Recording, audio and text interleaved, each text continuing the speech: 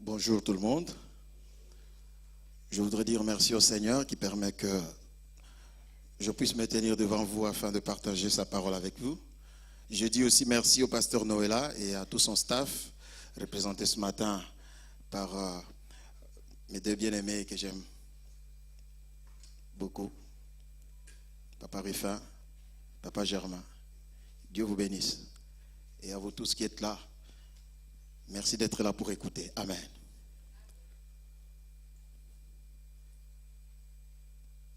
Cette année nous a été proclamée, n'est-ce pas, année de la visitation divine. Amen. Et ce qui était là vendredi, j'ai partagé autour du thème « Se préparer à entrer dans sa destinée ». Lorsque Dieu fait une promesse, cela implique des responsabilités de notre part. Celui qui reçoit la promesse a la responsabilité de se préparer. Amen. En Israël, les prophéties disaient qu'une vierge serait enceinte. Et toutes les vierges, parce que c'était aussi précis, le Messie devait naître à Bethléem, toutes les vierges de Bethléem avaient la responsabilité de se préparer. Toutes les filles attendaient. Parce que la prophétie n'avait pas choisi, n'avait pas précisé le nom, n'est-ce pas, de la personne. Donc tout le monde était concerné. Et toutes les filles, la virginité était précieuse. Tout le monde se gardait pur.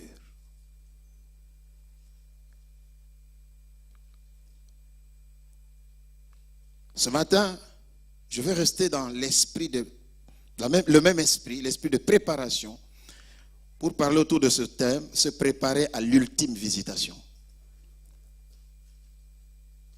Se préparer à l'ultime visitation. Se préparer à la visitation par excellence. Amen. Se préparer à la meilleure des visitations.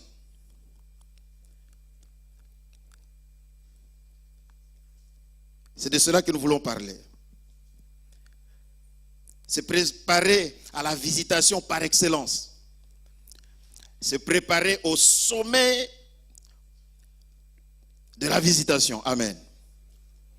Nous allons lire 4 textes. Jean chapitre 14, versets 2 à 3. Jean chapitre 14, versets 2 à 3. Je lis. Il y a beaucoup de demeures dans la maison de mon Père. Sinon je vous l'aurais dit. Car je vais vous préparer une place. Donc si je m'en vais et vous préparer une place, je reviendrai et je vous prendrai avec moi, afin que là où je suis, vous y soyez aussi. Le deuxième texte, Actes des Apôtres, chapitre 1, verset 11.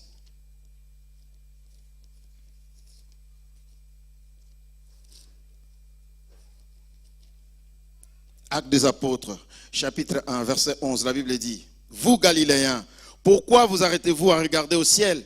Ce Jésus qui a été enlevé au ciel du milieu de vous reviendra de la même manière dont vous l'avez vu aller au ciel. » 1 Thessaloniciens chapitre 4.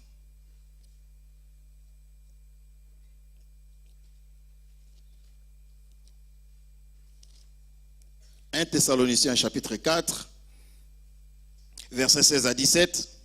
« Car le Seigneur lui-même a un signal donné, à la voix d'un archange, au son de la trompette de Dieu, descendra du ciel, et les morts en Christ ressusciteront en premier lieu. Ensuite, nous les vivants qui serons restés, nous serons ensemble enlevés avec eux dans les nuées à la rencontre du Seigneur dans les airs, et ainsi nous serons toujours avec le Seigneur. » 1 Corinthiens chapitre 15, versets 51 à 52. «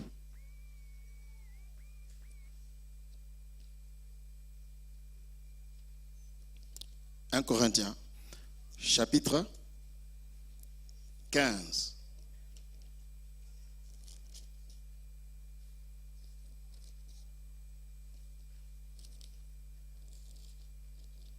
Verset 51 à 52 dit ceci. « Voici, je vous dis un mystère. Nous ne mourrons pas tous, mais tous nous serons changés. en un instant, en un clin d'œil, à la dernière trompette, car elle sonnera, et les morts ressusciteront incorruptibles, et nous serons changés. Amen. Frères et sœurs, j'apporte ce matin le message le plus impopulaire de ce temps. Il se trouve que ce message qui est devenu le plus impopulaire, c'est sur ce message que j'ai bâti ma foi depuis une vingtaine d'années. À cause de ce message, j'ai été rejeté par ma famille. Parce que j'avais compris que vivant sur cette terre, je vis sur de la braise. Et plus le temps passe, plus vous vous rendrez compte avec moi que le Seigneur, que tout ce que le Seigneur avait prédit dans Matthieu chapitre 24, c'est déjà accompli. Mais lorsqu'on observe l'Église, lorsqu'on observe les chrétiens, on a l'impression que les chrétiens sont distraits et préoccupés à autre chose.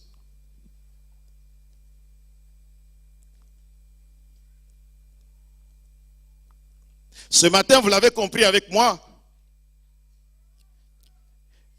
que je parle de l'enlèvement de l'Église. Ce n'est pas un projet de Dieu à long terme. Nous avons lu avec vous ce que l'apôtre Paul dit. Déjà en son temps, dans les années 60, Paul dit, nous les vivants qui serons restés, alléluia, nous serons enlevés. Lui déjà à son temps. Il dit, nous les vivants, c'est-à-dire lui dedans. J'ai toujours dit aux gens, le retour du Seigneur n'est pas un projet à long terme, ni à moyen terme.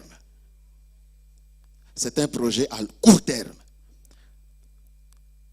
C'est pourquoi il est dit, aujourd'hui si vous entendez sa voix, n'endurcissez pas votre cœur, alléluia. C'est ça l'ultime visitation. C'est à ça que nous devrions tous soupirer, amen. C'est à ça que nous devons nous attendre. L'apôtre Paul parlant aux Thessaloniciens qui étaient en pleine persécution, leur dit, s'il y a un message de consolation, s'il y a quelque chose qui doit consoler vos cœurs, ce n'est pas la promesse d'une guérison, d'un mariage, d'une naissance, c'est la promesse du retour du Seigneur. Alléluia. C'est ça qui doit consoler le chrétien. C'est ça qui doit nous consoler de tous les chagrins que le monde nous apporte.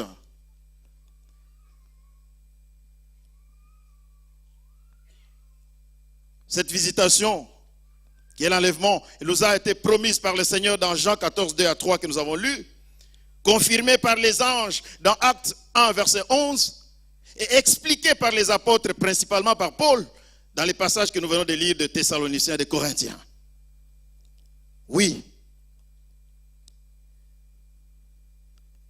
l'enlèvement de l'Église aura lieu. Qu'on ne vous trompe pas. L'heure est grave et chacun d'entre nous doit comprendre que maintenant, il doit prendre au sérieux sa vie spirituelle. Et l'Église a la responsabilité de vous avertir, non pas de temps en temps, mais régulièrement de ces choses. Nous devons nous rappeler ces choses. J'aurais voulu prêcher autre chose. Moi aussi, j'aurais voulu parler des femmes stériles qui enfantent ce matin. J'aurais voulu parler de ceux qui aspirent au mariage. Leur dire, écoutez, le Seigneur est près de vous. Bientôt, vous allez vous marier. J'aurais voulu dire toutes ces choses. Mais ces choses, on les dit depuis le début de cette année. Amen.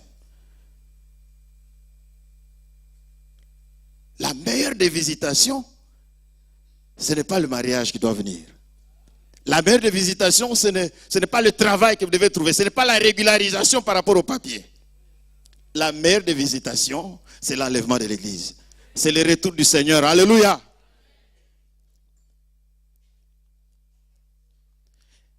Cette visitation doit être comprise, donc l'enlèvement, comme une récupération miraculeuse des chrétiens par le Seigneur, afin de les épargner des divers jugements qu'il va exercer sur la terre. Dieu va détruire le monde. Aujourd'hui, quand je suis les informations, je suis plus que convaincu que le Seigneur est prêt à la porte. Ne vous y trompez pas, frères et sœurs. Le Seigneur est prêt à la porte. Et le temps n'est pas à la religion. Le temps est à ta communion. Amen. Le Seigneur va juger le monde. Regardez comment il est rejeté aujourd'hui. L'enlèvement, c'est la plus grande récompense que le Seigneur va accorder à tous ceux qui ont cru en lui et qui marchent en nouveauté de vie. Votre sanctification n'est pas vaine, qu'on ne vous trompe pas. Alléluia. Ne vous fiez pas à ceux qui se moquent de vous, à ceux qui ont embrassé les antivaleurs, les choses que la Bible refuse. Ne soyez pas tristes à cause de ces choses. Réjouissez-vous toutes les fois que vous serez persécutés pour cela. Alléluia. Le monde d'aujourd'hui marche à contre-courant. Si les gens qui sont morts dans les années 60 pouvaient revenir à la vie, ils seront très étonnés. Ils ne vont pas se retrouver. Parce que tout marche à la vitesse des iPhones et des réseaux sociaux.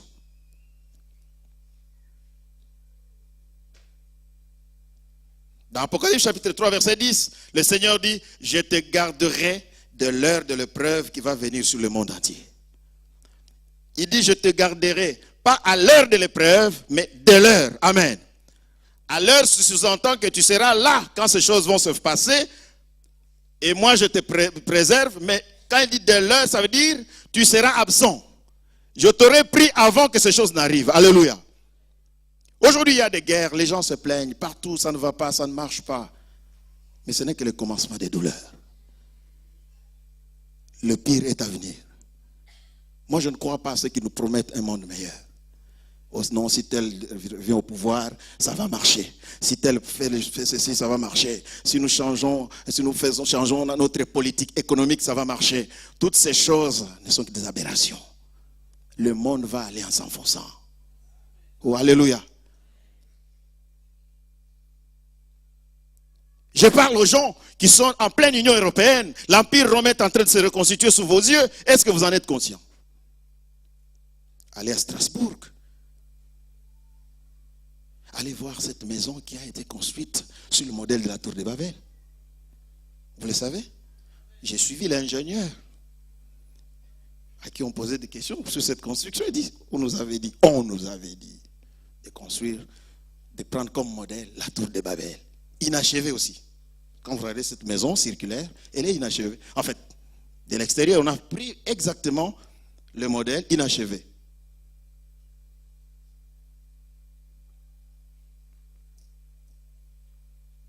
Et partout, il y a une femme qui chevauche un animal, n'est-ce pas? Cette femme qui symbolise l'Europe, dans la mythologie grecque, elle a été violée par le taureau qui l'avait entraînée dans la mer. Et nous assistons aujourd'hui au viol de l'Europe sous nos yeux. Ce qui a fait les valeurs de l'Europe est en train d'être balayé. Il y a une certaine religion qui est en train de s'installer. Et les chrétiens sont distraits. Et nous crions, Seigneur, mariage, voyage, papier.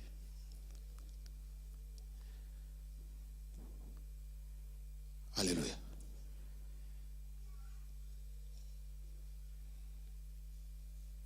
Aujourd'hui déjà, il y a des signes qui ne trompent pas. Matthieu 24, il faut lire régulièrement ce texte. Dieu ne fait pas périr, frères et sœurs, les saints ensemble avec les pécheurs. Alléluia. Ça, c'est ce qui régit mon cœur. Dieu ne te fera pas périr avec les pécheurs. C'est pourquoi il faut que toi-même, déjà maintenant, tu puisses établir la différence entre toi et les pécheurs. Il faut qu'en te regardant vivre, qu'on puisse voir que tu es différent. Si tu établis la différence, Dieu te traitera différemment.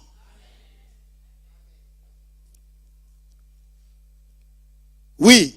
C'est comme ça que Dieu a toujours agi depuis les temps anciens. Dans Matthieu 24, 37 à 44, la Bible dit, il en sera comme au temps de Noé.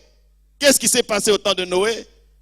Dieu a fait la différence entre celui qui l'obéissait et ceux qui ne l'obéissaient pas. Amen.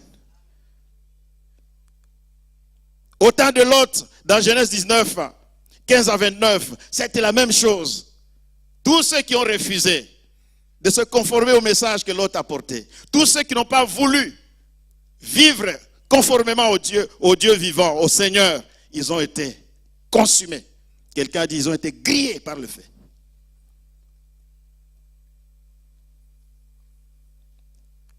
Qu'on ne vous y trompe pas, ne vous y trompez pas, le Seigneur reviendra et il est prêt à la porte. Les justes seront récompensés, mais tous les pécheurs seront punis. Je dis tous les pécheurs, les petits, les grands, les vieux, les jeunes pécheurs. Ceux qui ont fait du péché leur profession, ils ne verront pas la gloire de notre Dieu. C'est pourquoi la Bible dit, haïssez le péché jusqu'à la tunique souillée. Vous n'avez pas encore résisté au péché jusqu'au sang. Est-ce que vous savez qu'avant l'arrivée du Seigneur, il y a des persécutions? Si ce n'est qu'elle a déjà commencé, nous voyons seulement sur les infos qu'il y a des gens qui sont décapités parce qu'ils sont chrétiens. Ça se passe loin et nous sommes tranquilles parce que c'est loin. Non! Un jour, ça sera dans vos murs. Ne vous y trompez pas. Les systèmes que les hommes installent finissent par disparaître. Même la démocratie finira par partir. Ou on finira par la redéfinir comme c'est déjà le cas, je sens. Amen. Certains veulent des preuves. Qu'est-ce qui prouve que l'enlèvement aura lieu? Vous voulez des preuves? Il y a 3 preuves bibliques indéniables. Dans Hébreux chapitre 10, verset 23, la Bible dit, celui qui a fait la promesse est fidèle. Alléluia. Dieu est fidèle. La fidélité de Dieu dans l'accomplissement des promesses, c'est déjà une preuve. Amen. Dieu a promis qu'un Messie devait venir. Dieu a promis qu'il devait mourir. Dieu a annoncé des années, des centaines d'années, des milliers d'années avant qu'il allait être élevé. Jésus est venu. Il est mort. Il a été élevé. Alléluia. Et avant de partir, Jésus a promis le Saint-Esprit. Est-ce que le Saint-Esprit n'est pas venu? Vous hésitez? Est-ce que le Saint-Esprit est là ce matin? Quelqu'un a dit, ne fût-ce que la présence du Saint-Esprit sera un jugement pour vous. Il est là ce matin, le Saint-Esprit. C'est pourquoi nous avons chanté, il est là. Et lui-même a insisté en saisissant certaines personnes pour dire, attention, je suis là. Mais il n'est pas venu de lui-même. Il a été annoncé. Il a été promis. Le Seigneur est fidèle. Parce qu'il a promis, le jour de la Pentecôte, l'Esprit est descendu. Et jusqu'à aujourd'hui, le Saint-Esprit agit. Alléluia. Qui est témoin des œuvres du Saint-Esprit dans sa vie? Gloire au Seigneur. Maintenant, le Saint-Esprit est là. La prochaine promesse, c'est laquelle?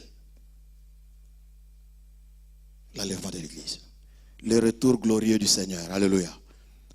Le jour où il reviendra comme un prince. Alléluia. Comme un prince. Moi, j'ai composé un cantique, je vais le chanter un tout petit peu. J'aime beaucoup chanter des choses qui me tiennent à cœur. Alléluia.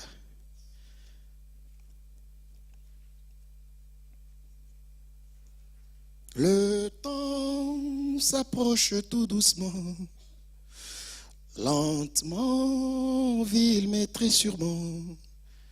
Jésus avec élégance descendra avec puissance.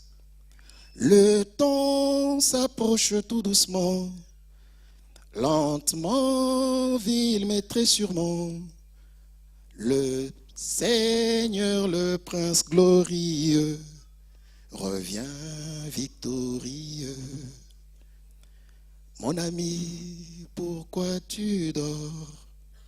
Lève-toi, car c'est l'aurore. C'est le jour, la nuit a tort. Jésus t'aime encore. Très souvent, tu entends sa voix. Prends ta croix et viens, suis-moi. Mais ton cœur te dit ne crois pas. Répands-toi, n'attends pas. Aujourd'hui, Jésus t'appelle. Ne néglige pas cet appel. Viens à lui, oui, approche-toi. L'heure a sonné pour toi. Le temps s'approche tout doucement. Lentement, vil mais très sûrement. Jésus, avec élégance, descendra avec puissance. Oh, le temps s'approche tout doucement. Lentement, vil mais très sûrement. Le Seigneur, le Prince glorieux, revient victorieux. Alléluia. Il revient victorieux. Il ne reviendra pas comme la première fois, où les hommes en ont profité. Il a marché dans la faiblesse. On a profité pour le crucifier, pour l'insulter, pour le minimiser, malgré les miracles, malgré tout ce qu'il a fait. Il est mort, il est ressuscité, il a ressuscité des morts, il a fait des choses extraordinaires. Mais ils n'ont pas craint, ils n'ont pas cru, ils n'ont pas respecté. Cette fois, il revient en victorieux. Alléluia. C'est pourquoi j'aime le livre de l'Apocalypse. Parce qu'on nous présente un Jésus victorieux, glorieux. Amen. Il revient avec des myriades dans toute sa gloire. Alléluia. Prépare-toi à cette merveilleuse rencontre. Ne rate pas cette occasion. Alléluia. Gloire au Seigneur, l'enlèvement aura lieu. Jusque-là, tout s'est accompli. La deuxième preuve, c'est que l'enlèvement n'a pas commencé au temps de Jésus. Déjà dans l'Ancien Testament, Dieu a annoncé, a donné des signes de l'enlèvement. Amen. En enlevant Enoch, Genèse 5, verset 24, Hébreux chapitre 11, verset 5, la Bible dit, Enoch marcha avec Dieu, il ne fut plus parce que Dieu l'enleva. Amen. Élie, dans 2 Rois chapitre 2, verset 1 à 12, Élie est monté au ciel dans un tourbillon de feu. Alléluia. En présence d'Élisée, son serviteur. L'enlèvement aura lieu. Dans Acte 1, verset 9 à 10, Jésus lui-même est monté au ciel en présence de ses disciples. Ils étaient tous témoins. Ils ont vu le Seigneur monter. Frère, Dieu n'est pas un homme pour mentir, ni un fils d'homme pour se repentir. Si les premières choses annoncées se sont accomplies, les suivantes, les autres aussi s'accompliront. La Bible dit que ce jour-là, qui est un jour spécial, il y aura un signal. Quand vous êtes distrait, comment est-ce que vous allez saisir un signal? Vous pensez que Dieu va donner un signal à tout le monde? Non, ça sera un signal qui ne sera saisi que par les élus. Dis à ton voisin, j'espère que tu saisiras le signal. Un jour, j'ai prêché sur ces choses, j'ai dit, vous savez que quand l'enlèvement aura lieu, ça sera tellement un événement planétaire que les gens vont accourir dans les églises pour chercher l'explication, n'est-ce pas? Dis au voisin qu'on ne te trouve pas pour expliquer ces choses.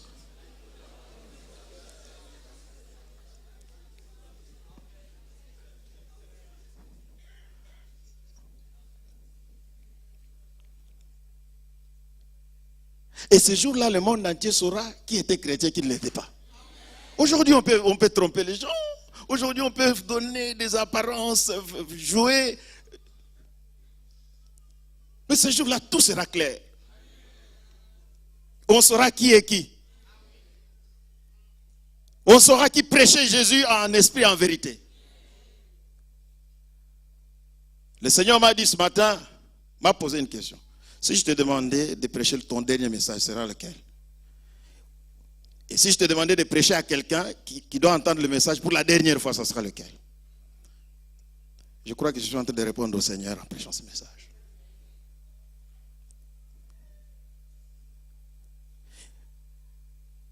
Il est mieux d'aller dans la tombe après avoir entendu ça, n'est-ce pas? Que d'entendre que vous allez vous marier dans 2 mois.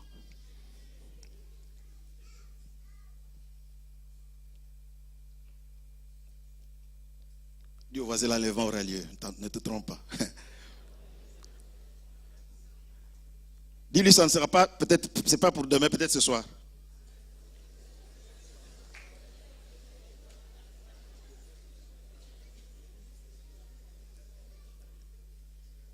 Il y aura un signal. La Bible dit on entendra la voix d'un archange. Le chef de tous les anges va parler. Amen.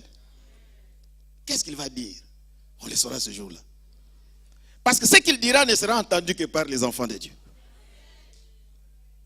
Il y a des langages que tout le monde ne peut pas saisir.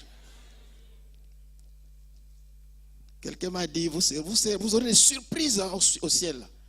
Des gens comme nous ici que vous négligez, vous nous verrez là-bas. Je lui ai dit, je doute fort parce que le Seigneur est tellement fidèle dans les choses qu'il dit que quelqu'un qui n'a pas donné sa vie à Jésus se retrouve là-bas. Frère, soyez tranquille.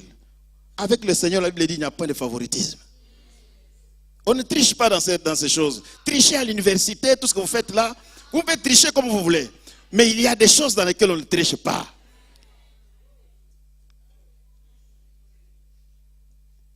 Ensuite viendra le son d'une trompette. Donc Dieu a pris toutes les dispositions pour que tout le monde saisisse.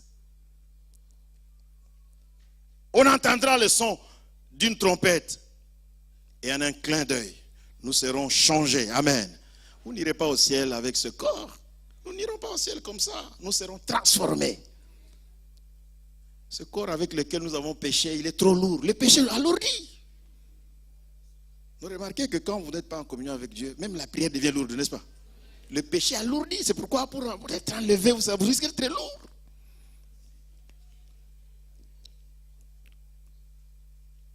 Nous serons changés puis enlevés dans les nuées pour rencontrer le Seigneur dans les airs. Cette fois-là, il sera dans les airs. Il nous attend, il descend, il attend dans les airs. Et tout le monde monte. Non, les saints montent.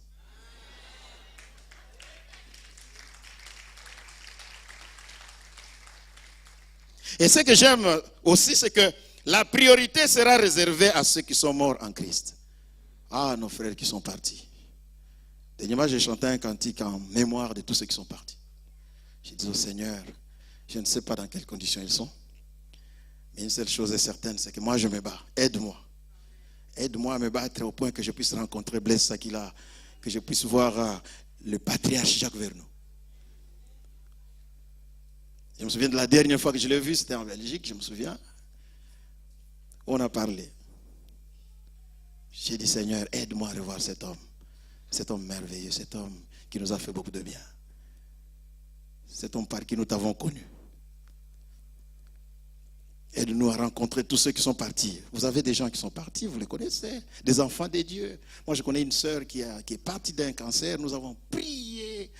J'étais sûr que cette sœur allait connaître un miracle de résurrection, mais le Seigneur l'a pris. Et ce qui est particulier, c'est que le jour où cette sœur mourait à l'hôpital, elle a demandé à ce que les enfants de Dieu viennent. Nous sommes venus. En fait, moi, je n'étais pas là. Mais les autres sont venus. Et tout le monde était là. Et alors, elle a entonné un cantique. Elle a commencé à adorer. Tout le monde adorait le Seigneur. On pensait qu'elle était forte. Et subitement, elle a crié, « Mort, tu ne pourras pas me vaincre. Satan, tu ne m'as pas vaincu. La chair ne m'a pas vaincu. Mon âme, il appartient à Jésus. » Elle est partie dans la gloire. Nous avons pleuré. Mais après, des passages comme ceci, consolez-vous par ces paroles. La Bible dit dans l'Apocalypse, heureux dès à présent les morts qui meurent dans le Seigneur. Amen. Vous pouvez mourir dans la mer, dans l'océan, même en plein concert en train de chanter. Vous pouvez mourir en prêchant. Vous pouvez mourir en priant. Mais mourir dans le Seigneur, c'est mieux. Est-ce que vous comprenez la nuance? Il faut mourir dans. Parce que tu peux être en train de prêcher, mais tu n'es pas dans le Seigneur. Aujourd'hui, quand nous voyons comment marchent certains soi-disant hommes de Dieu, nous comprenons beaucoup de choses. Mais quand ils se lèvent, il y a des gens, quand ils prêchent, mais nous ici, on ne lui arrive pas à la cheville. Tout le monde crie, waouh! Mais quand on apprend aussi les choses qu'il fait en coulisses, on se dit, ah,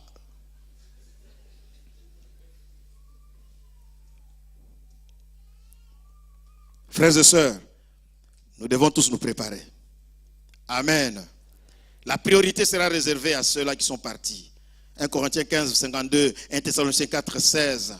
J'aimerais qu'on puisse lire Jean, chapitre 5, verset 29. Jean 5, 29.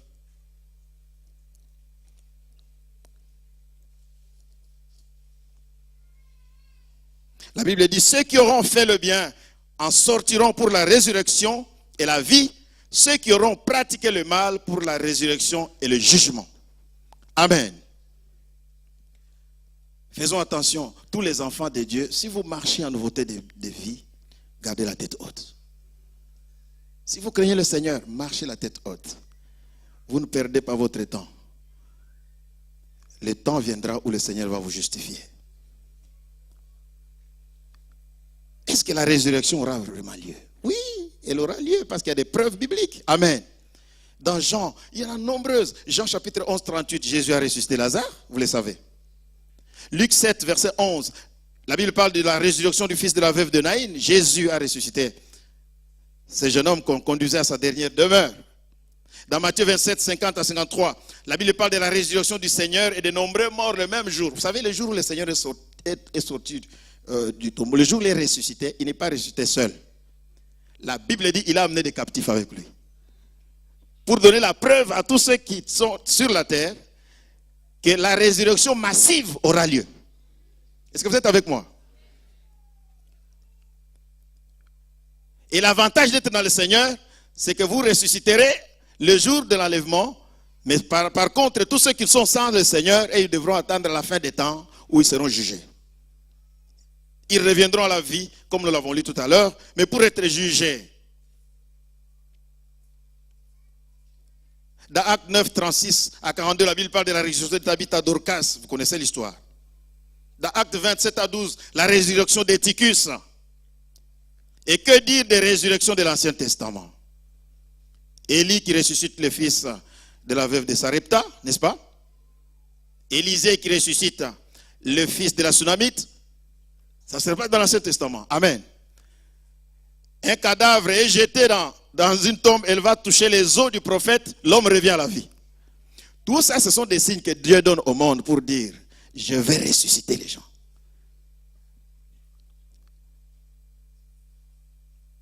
Frères et sœurs, préparons-nous à ces choses. Nous sommes tous appelés à nous préparer à ces événements, parce que si l'enlèvement tarde, la mort peut nous rattraper. N'oubliez pas. L'apôtre Paul a dit, nous les vivants qui serons restés. Il a vu l'enlèvement? Non, il est mort. Mais il est mort dans l'espoir. Il est mort en sachant qu'un jour, celui qui l'a servi au milieu des tribulations va le ramener à la vie.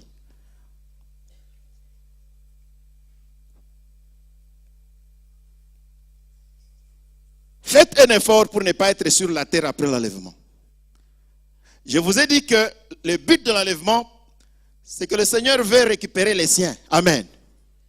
Et chaque fois que Dieu récupère les siens, que ce soit au temps de Noé, au temps de Lot, il juge la terre. Et c'est ce qui va arriver. Parce qu'après l'enlèvement, le monde va entrer dans une phase terrible. Quand nous serons enlevés pour aller au ciel, le Seigneur a tout prévu. D'abord, dans 2 Corinthiens chapitre 5, verset 10, la Bible dit, il nous faut tous comparaître. Amen. Parce que le jugement aussi va commencer par l'Église, mais ça ne sera pas un jugement pour vous envoyer en enfer. Ça sera un jugement pour vous récompenser, ou bien pour que vous ayez perdre votre récompense.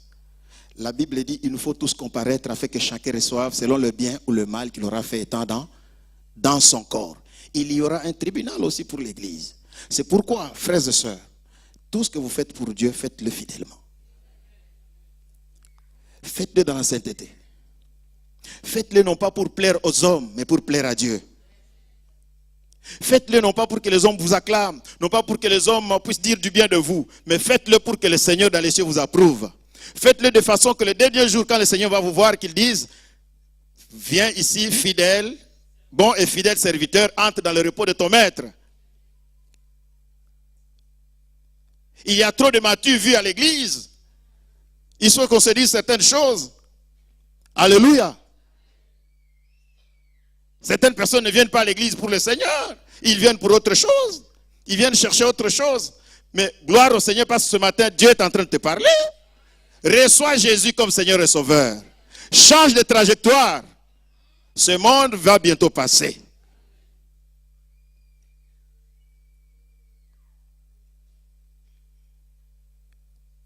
Il nous faut tous comparaître devant le tribunal de Christ.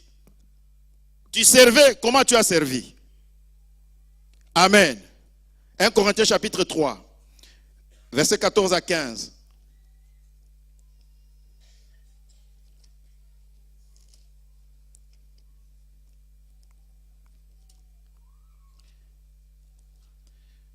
« 1 Corinthiens 3, 14 à 15, la Bible dit ceci. Si l'œuvre est bâtie par quelqu'un, sur le fondement subsiste, il recevra une récompense. Si l'œuvre de quelqu'un est consumée, il en subira la perte. Pour lui, il sera sauvé, mais comme au travers du feu. » Vous me suivez? Comme au travers. Je disais vendredi ici, quand une maison est en feu, quand on est sauvé du feu, on ne sort pas avec des bagages. N'est-ce pas? J'ai donné l'image de cet homme qui est sorti au 81e, je crois, niveau de 2 tours jumelles de Manhattan le 11 septembre. On a vu cette image de cette personne qui s'est jetée d'en haut. Il n'avait pas mené des fardes, des dossiers avec lui. Il n'était pas soucieux des lingots d'or, je ne sais pas dont il avait la responsabilité, je ne sais pas quoi. Il n'avait de souci que de sauver sa vie, n'est-ce pas? Certaines personnes seront sauvées, point. Pas de félicité, pas de félicitations. Le Seigneur est seulement, n'est pas content, mais au moins il vous a sauvé, c'est tout.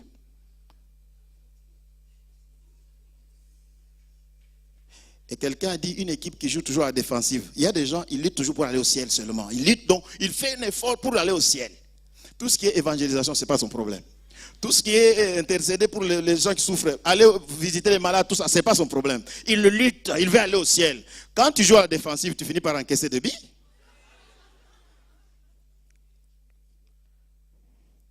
Oh, alléluia. Le diable, il faut aller au front. Il faut l'attaquer. Amen. Toi, tu l'attends dans ton camp.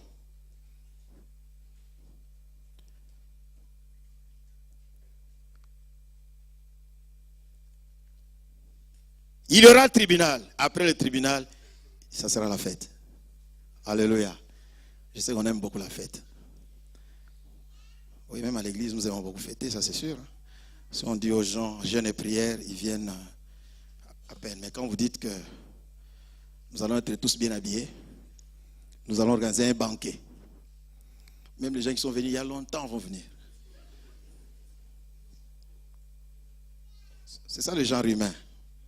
L'homme est comme ça. C'est pourquoi certains ne viennent à l'église qu'à Pâques et à Noël. Les fêtes. Est-ce que vous fêtez aussi la Toussaint chez vous? Alléluia. Les noces de l'agneau, Apocalypse 19, versets 6 à 9, on parle. Les noces de l'agneau, il y aura une grande fête pour les élus, pour les enfants de Dieu, pour l'église. L'église, l'épouse de l'agneau. Alléluia. Le Seigneur va organiser un festin. Et il faudra être dans ce festin. Il faudra que dans ce banquet, tu sois présent. Revêtu de fin lin. Alléluia. C'est ce qui est écrit. De fin lin. Les œuvres que tu as, qui ont accompagné ta vie. La Bible dit, nos œuvres nous suivent. Alléluia. Il y a des gens, ils sont morts, mais leurs mauvaises œuvres continuent à crier contre eux sur la terre. C'est-à-dire même là où ils sont tourmentés. Oh, c'était une grande star. Oui, grande star. Vous croyez que dans ces jours de mort, il y a des stars là-bas? Ni tu es venu, ni tu rentres. Il n'y a pas de sapeur là-bas.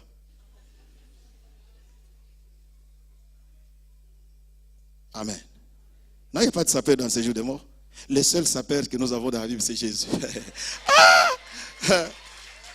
Faut voir la description. Hein? Sa tenue, ce n'est pas Yohji Yamamoto. C'est pas Versace qui a conçu. Il n'a pas de chaussures de Weston. Non. Il est revêtu de fin lin éclatant.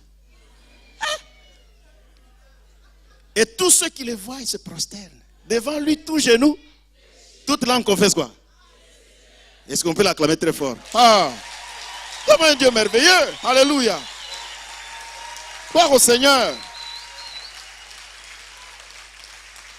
Alléluia! Que son nom soit béni. Ah, j'aime Jésus. Ah, j'aime ce Jésus-là. Ah, il est bon. Il est bon de louer Dieu. Ah, j'aime bien ce Dieu-là. Non, j'aime bien ce Dieu. Nous serons dans l'allégresse, dans la fête. La vraie fête, amen. Aujourd'hui, il y a des fêtes qui nous donnent du chagrin. Les gens fêtent de façon mondaine. Mais cette fête-là, ça sera la fête par excellence. Quelqu'un dit la fête qui va corriger toutes les fêtes.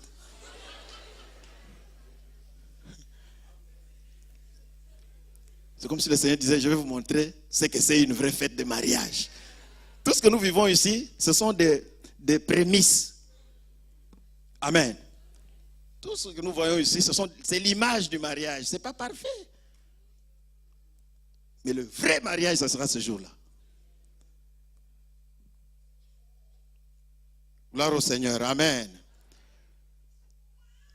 Ces deux événements, les tribunaux de Christ, les noces de l'agneau, vont couvrir une période de 7 ans. Ça correspond à la prophétie de Daniel chapitre 9. Le temps ne manquerait de vous expliquer. Si je dois entrer dans ce détail-là, on n'a pas le temps. On n'est pas dans une étude biblique. Amen. Au même moment sur la terre, qu'est-ce qui se passe? Dieu exerce ses jugements sur ceux qui sont restés. C'est pourquoi il faut prier pour vos frères. Alléluia. Priez pour votre famille. Priez pour vos enfants. Priez pour tous ceux que vous aimez. Priez pour qu'ils reçoivent Jésus. Suppliez certains de venir au Seigneur. Alléluia. Suppliez le Seigneur de toucher les cœurs. Frères et sœurs, les choses qui vont se passer sur la terre, je ne peux pas les souhaiter même à mon pire ennemi. Sur la terre, Dieu exerce ses jugements. Et ça ne sera pas des jugements d'un jour ou de 2 jours. La même période que vous passez au ciel. 3 ans et demi de tribunal de Christ, 3 ans et demi des noces de l'agneau, ça fait 7 ans. Sur la terre, cette même période, c'est une période de jugement. Amen. 3 ans et demi sur la terre, Dieu s'occupe d'abord des nations. La tribulation, est-il écrit. Dans Apocalypse 3:10, c'est ça que la Bible appelle l'ère de l'épreuve. Et cela comprend des jugements qui sont contenus dans Apocalypse du chapitre 6 au chapitre 9. Quand vous lisez chapitre 6 à chapitre 9, tous ces jugements sous forme de sceaux et de trompettes, alléluia, vont s'abattre sur la terre. Donc ce que nous voyons aujourd'hui, ce n'est encore rien. Amen. Quand la Bible parle des famines, des guerres, quand la Bible parle de ces choses, il y en aura, mais dans une dimension supérieure. Et regardez que nous sommes assis sur du feu. Des armes nucléaires à gauche, armes nucléaires là-bas. Lorsqu'en Corée du Nord, là, cet homme-là a faim, il brandit l'arme nucléaire.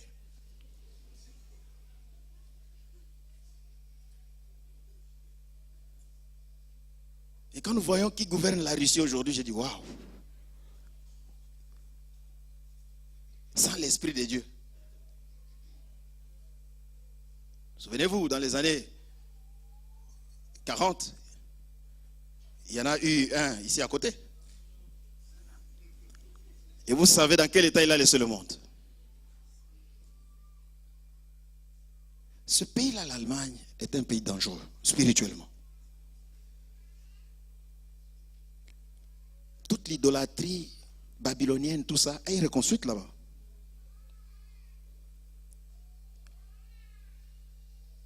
Je ne vais pas entrer dans trop de détails, sinon je vais dire beaucoup de choses. Alléluia. Mais tout le monde rêve d'aller. J'étais étonné de voir que tous les migrants qui fuyaient la guerre vers de la Syrie, tous veulent aller en Allemagne. J'ai dit à quelqu'un, mais ce n'est pas par hasard. Ce n'est pas un hasard. Ils sont spirituellement attirés là-bas.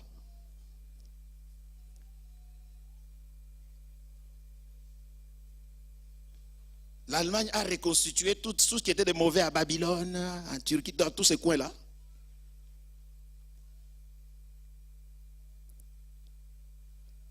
Il y aura des jugements, frères et sœurs, sur la terre. Les guerres d'une autre dimension. Amen. Aujourd'hui, il y a des conflits qui sont un peu en train de s'étouffer, n'est-ce pas? La guerre froide est en train de revenir, même on le sent. Les gens se font la guerre, mais ils disent non, le temps de la guerre froide est passé. Mais l'heure viendra où tout ça ça va se mettre en mouvement. Et il ne faut pas être sur la terre à ce moment-là. Le Seigneur aura déjà récupéré l'église. Et ça ne tardera pas. Alléluia. 3 ans et demi de tribulation, 3 ans et demi de grande tribulation où Dieu va aussi exercer sa colère sur Israël. La Bible dit toutes les nations de la terre envahiront Israël. Amen. Les femmes seront violées, il y aura des choses horribles et il y aura un reste fidèle. Parce qu'il y a des frères aujourd'hui en Israël, vous le savez. Il y a des enfants de Dieu qui ont donné leur vie à Jésus. N'oubliez pas, frères et sœurs, Israël est le peuple de Dieu. Amen. Et son problème avec Dieu, laissons Dieu régler ça. Ne maudissez jamais Israël par vos paroles. Même quand il fait le mal, laissez Dieu s'en occuper. Amen. Vous ne pouvez pas maudire quelqu'un par qui votre salut est venu. L'apôtre Paul dit, le salut n'a pas commencé chez vous. Je vous donne un devoir à la maison, lisez Romains chapitre 11. Paul parle longuement de ça pour avertir l'église et dire, faites attention. Vous êtes l'olivier sauvage, Israël c'est l'olivier domestique. Vous avez été greffé sur l'olivier domestique. Amen. C'est comme cela que vous vous réclamez aujourd'hui fils d'Abraham. Est-ce qu'Abraham a vécu chez vous en Afrique? Ou en France? Mais vous êtes devenu fils d'Abraham comment? Par Israël. Amen. Jésus lui-même était qui? Il était juif, n'est-ce pas? Et Jésus en a parlé, mais sans donner beaucoup d'explications. Parce qu'il dit à la femme cananéenne, j'ai été envoyé vers les brebis perdues de la maison d'Israël. Même si ces paroles sont aujourd'hui mal interprétées. Faisons très attention, frères et sœurs. Dieu va exercer ses jugements. Tous les jugements d'Apocalypse chapitre 10 au chapitre 19, sous forme de coupes et autres, vont s'abattre sur la terre. Il y a des descriptions terribles, des démons qui vont être libérés de l'abîme. Parce qu'il y a des démons que Dieu a enfermés et qui sont en colère. Est-ce que vous savez que les démons qui circulent aujourd'hui, c'est une petite partie. Quand ils se sont révoltés contre Dieu, c'était des anges, Dieu les a chassés, n'est-ce pas? En les chassant, il a laissé une partie en liberté, il a enfermé une partie. Dieu est stratège. Hein? Parce que s'il devait les laisser tous aujourd'hui, je ne sais pas si nous deviendrons. Il a enfermé une partie. Et cette partie-là enfermée, vous savez, quelqu'un qui est enfermé depuis longtemps, il a une colère noire. Le Seigneur est en train de les énerver. Le jour où il va les relâcher. Dans l'Apocalypse, on donne des descriptions de ces êtres. Mais c'est terrible. Des queues de chevaux, des cheveux de femmes, je ne sais pas comment. Compliqué. Vous voulez vivre ça? Non. Je ne suis pas ici pour vous effrayer, mais je suis en train de vous dire des choses qui sont écrites. Vous ne voulez pas les lire, eh bien le Seigneur a pris la responsabilité qu'on les lise pour vous.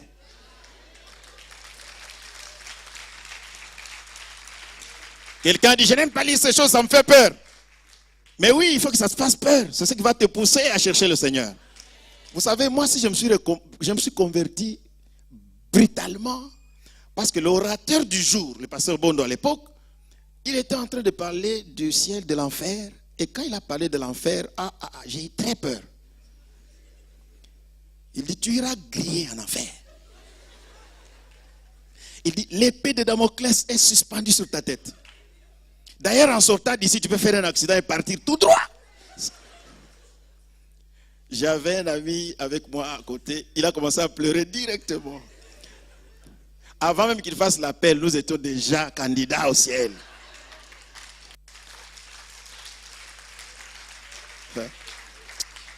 Alléluia. Frères et sœurs, des fois Dieu il nous fait peur pour nous amener à lui. Certains Dieu les bénit pour les amener à lui. Amen. Parce que même tout ce que Dieu fait, c'est pour nous amener à lui. Il te bénit pour t'amener à lui. Il te crée même des difficultés de fois pour que tu viennes à lui. Il dit, je vous conduirai dans le désert et là je vous parlerai. Amen. Il faut se préparer. Le monde va à sa fin.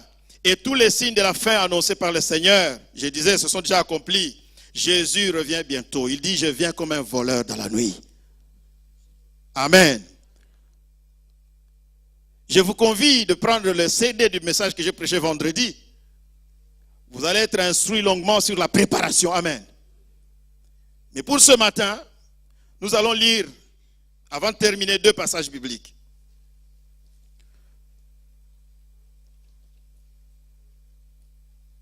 Hébreux chapitre 10, versets 22 à 29. Hébreux chapitre 10.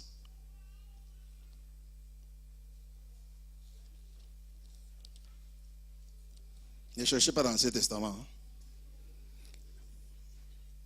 Hébreux chapitre 10, versets 22 à 29. La Bible dit, approchons-nous donc d'un cœur sincère, avec une foi pleine et entière, le cœur purifié d'une mauvaise conscience et le corps lavé d'une eau pure. Alléluia.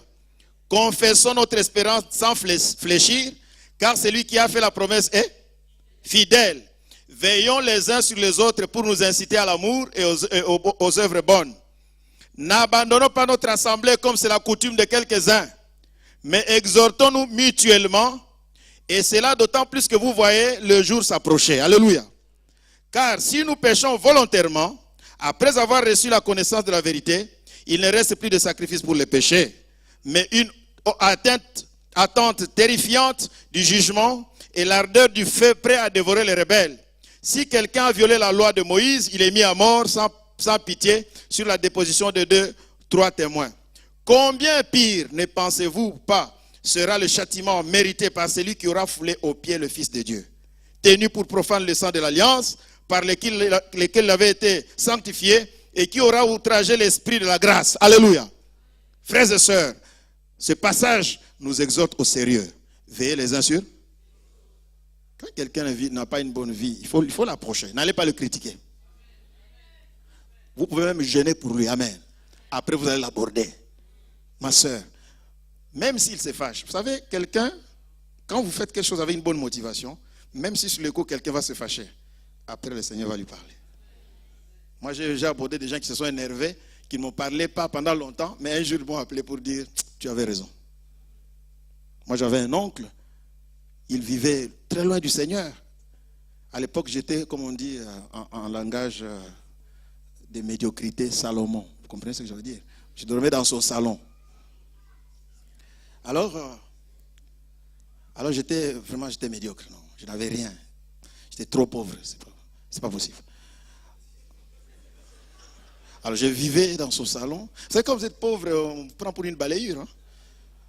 Vous avez déjà vu un pauvre, on lui donne la parole pour parler dans des choses sérieuses. Oh, amen. On préfère un insensé, mais qui a quelque chose. N'est-ce pas? Alors, il ne me respectait pas du tout. Entre-temps, moi, j'ai cherché toujours la plénitude du Saint-Esprit. Moi, j'étais au début de ma foi, tout feu, tout flamme. Donc, mais lui, il était inaccessible. Donc, je me disais, comment faire pour parler de l'évangile à cet homme? Un jour, je me souviens, il était assis dans son salon. Je voulais aller à la jeunesse. Le Seigneur me dit, s'il meurt, son sang sera sur sa tête. Je suis rentré avec ma Bible. J'arrive, je le regarde, je dis, oh, je passe. Il me regarde, oh. J'entre dans la chambre, je sors, je passe encore. Le Seigneur me dit, rentre lui parler. Je rentre, je passe encore, il me dit, eh oh, viens ici. C'est quoi ce va-et-vient? Alléluia. J'ai commencé à pleurer. Je lui ai dit, pardon, donne ta vie à Jésus. Le Seigneur t'aime, s'il te plaît. Non seulement il s'est fâché, il est allé annoncer à toute la famille que j'étais dans une secte. Donc la borne pour lui c'est une secte. Il dit, le blanc là leur a donné quelques histoires. Je crois que ça ne va pas dans sa tête. Mais Dieu est bon. J'ai quitté chez lui, je me suis marié, je suis parti. Il s'est retrouvé en prison. Là en prison, il a croisé un des pasteurs qui est très connu au Congo, qui a été envoyé là-bas dans des histoires politiques, qui lui a parlé de l'évangile. Quand il est sorti de prison, c'était un autre homme. Il a commencé à me donner des messages que Dieu lui avait donnés en prison. Gloire au Seigneur. Nous ne jetons pas la semence dans le désert. Même si sur les champs, tu ne vois pas les fruits. Il y a des gens qui ont refusé, mais tu le verras peut-être au ciel. Ils ont disparu, tu ne les vois plus. Un jour, là où ils sont, peut-être ils sont loin. Mais Dieu est en train de faire son travail. Toi, ta responsabilité, c'est de jeter la sémence. Aie pitié de ceux qui t'entourent, à cause de ces choses qui vont s'abattre sur ce monde. Alléluia. Frères et sœurs, le dernier passage, Romains chapitre 13. Romains chapitre 13, versets 11 à 14.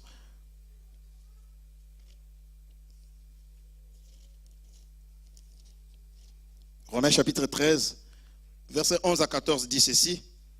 D'autant que vous savez en quel temps nous sommes. C'est l'heure de vous réveiller enfin du sommeil, car maintenant le salut est plus près de nous que lorsque nous avions cru. La nuit est avancée, les jours approchent. Dépouillons-nous donc des œuvres des ténèbres et revêtons les armes de la lumière. Marchons honnêtement comme en plein jour, sans excès de table ni de boisson, sans luxure ni de règlement, sans discorde ni jalousie. Revêtez-vous du Seigneur Jésus-Christ et ne vous mettez pas en souci de la chair pour en satisfaire les convoitises. Alléluia. Ce sont les ennemis c'est des choses qui vont nous empêcher d'être enlevés. La chair. C'est la chair qui te pousse dans les jalousies, dans l'animosité, dans les calomnies, dans la médisance. Il y a des gens, chaque fois qu'il y a un conflit, son nom doit être récité. Ce n'est pas normal. Oh, amen. Préparons-nous. Le Seigneur est prêt à la porte. Ce matin, je suis venu nous dire ces choses. De la part du Seigneur, pour rappeler à certains, mais pour informer aussi certains, que Dieu ne fera de favoritisme pour personne. C'est qu'un homme aura sémé, il le moissonnera. Si tu sèmes pour la justice, il y aura une couronne pour la justice. Si tu sèmes pour la chair, eh bien, le salaire du péché, c'est la mort. Que Dieu bénisse sa parole.